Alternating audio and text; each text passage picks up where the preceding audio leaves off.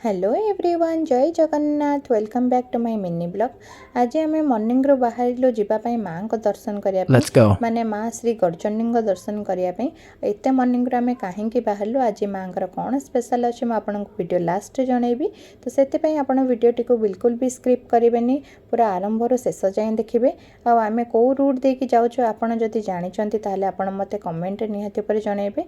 Finally आम आसी बर्तमान मंदिर में पहुँची गलु। मुझे मंदिर देखो माँ बोर्ड ये लगी आप बोर्ड देखिए जापे आम कहीं आज मंदिर आसीचु। जेहेतु आज माँ को स्टार्टिंग हो जाऊँगी 16 बेश आ 16 बेश मध्य यहाँ हूँ माँ चांदी बेश।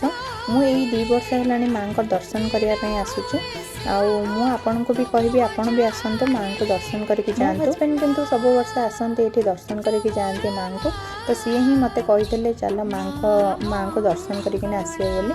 मुझे आसला मुझे भाविली एक्चुअली माँ को दर्शन करवाटा केते महत्वपूर्ण आ मन को केते शांति लगे से मुझे जानीपारि। एठी किछि कलश भी बसी माँ को पई। जेहेतु आज माँ को भेष आरंभ होची सेति कलश आज होम यज्ञ सब हब। आपण भी माँ को दर्शन करने को आसती कि नहीं मत कमेंट निहाती जनइबे। ये नना डाकुचन मत चंदन लगे देवाई आ नना भी आमको जानी जेहेतु आम सब वर्ष ये आसूँ। अबिका ये माँ को फोटो मुझे आपन सहित सेयार कर माँ को वीडियो भी मुझे आपन सहित सेयार कर मन में जब थी माँ को मैंने किसी भी अच्छी ताले माँ बोली मत कमेंट जनइबे। ये देखो मुझे कही ये यज्ञ हम बोली माँ को आज भेष आरंभ होची। फाइनाली आम बर्तमान बाहरलु जीवाई घर को बाटर आसला बेलू आम डुगुपाई जलखिया आने को जाइलु। डुगुपाई जलखिया नहीं आम रिटर्न होतलु।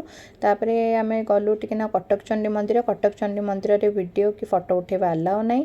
तापर आम चलु घर को। आपको जब वीडियो भल लगी लाइक कमेंट शेयर और मो चैनल को सब्सक्राइब निहाती करेंगे।